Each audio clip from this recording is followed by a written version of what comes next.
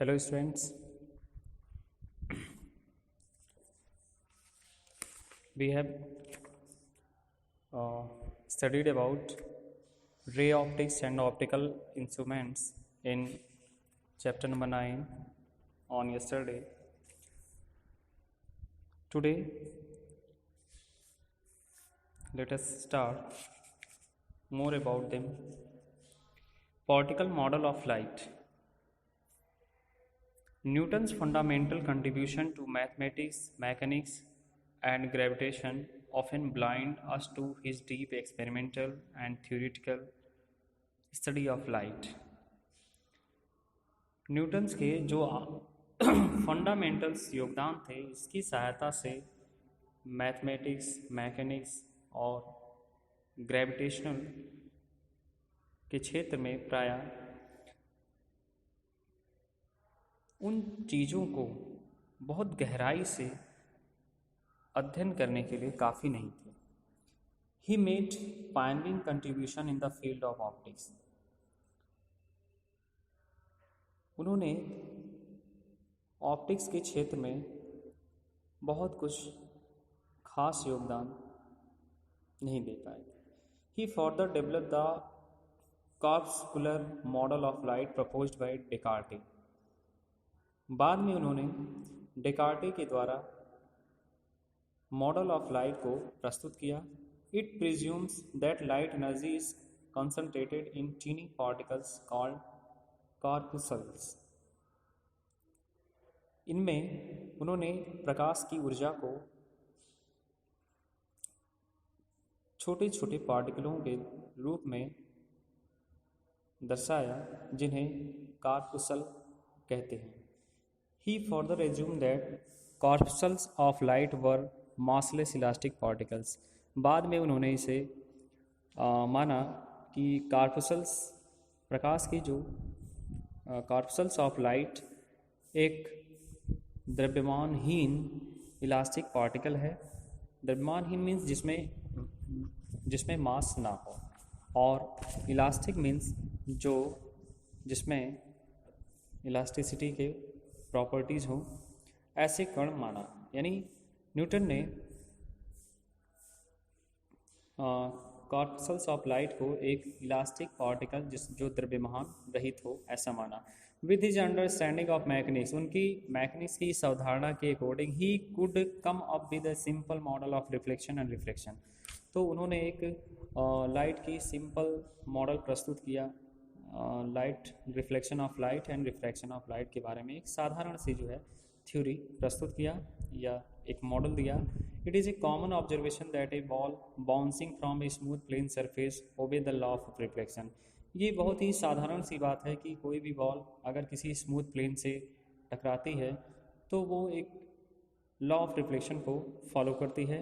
When this is an elastic collision the magnitude of velocity remain the same. अगर क्योंकि उस ball के अंदर एक इलास्टिक प्रॉपर्टी है जिसकी वजह से वो इस तरह से बाउंसिंग करती है.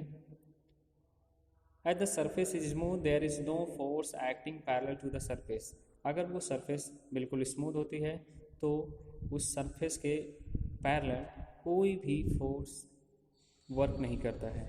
So the component of momentum in this direction also remain the same. और इसलिए इस केस में जो मोमेंटम के गुण होते हैं वो इस दिशा में बिल्कुल, इस डायरेक्शन में भी बिल्कुल नियत होते हैं या सेम रहते हैं. Only the component perpendicular to the surface, that is the normal component of the momentum, get reverse in reflection. Okay friends, Newton argues that smooth surfaces like mirrors reflect the corpuscles in similar manner. Okay friends, so next let us start reflection and reflection of light by spherical mirror. Okay friends, so we are familiar with the laws of reflection, the angles of reflection, that is the angle between reflected ray and the normal to the reflecting surface or the mirror. Students, हम सभी reflection के नियम से परिचित हैं, क्योंकि हम ये भी जानते हैं कि reflection angle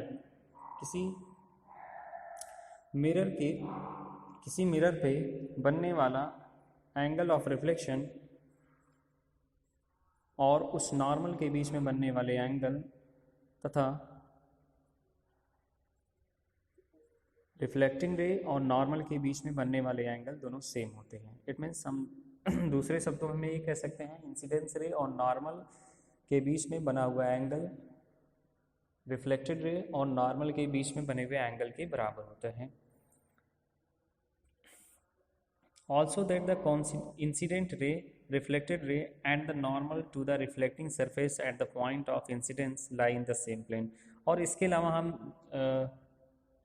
reflection of light के दूसरे लॉ के बारे में भी जानते हैं कि इंसिडेंट रे, रिफ्लेक्टेड रे और उस नॉर्मल के सापेक्ष जो रिफ्लेक्टिंग सरफेस होती है वो और वो मिरर सब एक ही प्लेन में स्थित होते हैं। तो ये रिफ्लेक्शन ऑफ लाइट के दो रूल्स जिसे हम पिछली कक्षा में भी हमने पढ़ा था। तो these laws are valid at each point on any reflecting surface. तो ये सभी नियम किसी भी रिफ्लेक्टिंग सरफेस के किसी एक पॉइंट यानी प्रत्येक पॉइंट के लिए सही है या खरे उतरते हैं। वेदर प्लेन आर कर्व, चाहे वो सरफेस प्लेन हो या फिर कर्व्ड हो। However we shall restrict our discussion to the special case of curve surfaces than is spherical surfaces. The normal in this case is to be taken as normal to the tangent to surface at the point of incidence. That is, the normal is along the radius, the line joining the center of curvature of the mirror to the point of incidence. Friends, जैसा कि आप figure में देख सकते हैं, एक plane mirror रखा गया है और उस प्लेन मिरर पे अगर कोई इंसिडेंस रे पड़ती है तो उस इंसिडेंट रे और नॉर्मल के बीच में बनने वाला एंगल अगर हम मान लेते थीटा है तो रिफ्लेक्टेड रे और उस नॉर्मल के बीच में बनने वाला एंगल भी थीटा के इक्वल ही होगा। तो इस तरह से हम कह सकते हैं किसी प्लेन मिरर, चाहे वो प्लेन या फिर कर्व हो, में अगर जो बनने वाला नॉर्मल और इंसिडेंस रे के बीच में बनने वाला एंगल रिफ्लेक्टेड रे और नॉर्मल रे के बीच में बने एंगल के इक्वल होता है तो that is the normal is along the radius. तो इस तरह से हम कह सकते हैं कि उस प्लेन मिरर का जो नॉर्मल है वो उसके रेडियस के अकॉर्डिंग ही है। The line joining the centre of curvature of the mirror to the point of incidence, और उस मिरर के सेंटर ऑफ कर्वेचर को मिलाने वाली लाइन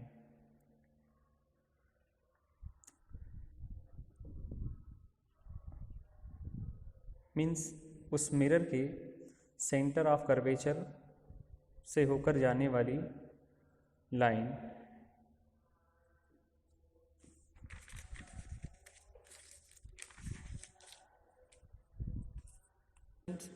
हम कह सकते हैं कि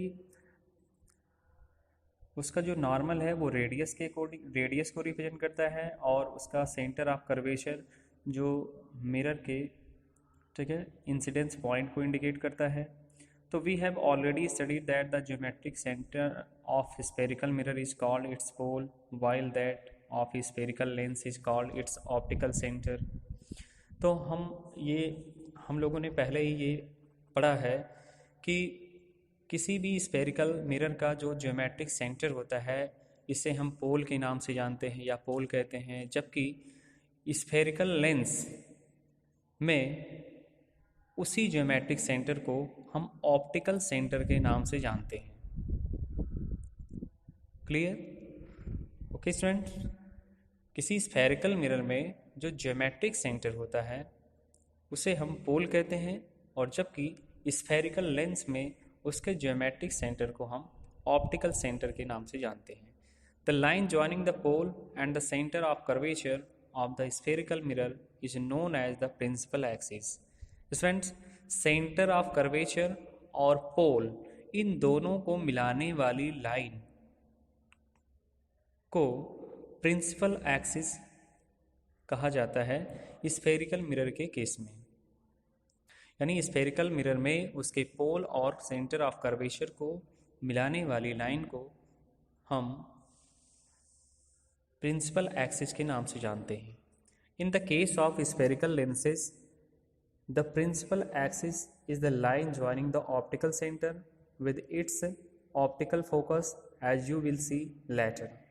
ओके, और अगर हम स्फेरिकल लेंस की बात करते हैं तो स्फेरिकल लेंस के केस में प्रिंसिपल एक्सिस को, जो कि ऑप्टिकल सेंटर को ज्वाइन करती हुई जाती है इसके प्रिंसिपल फोकस से, तो इसे हम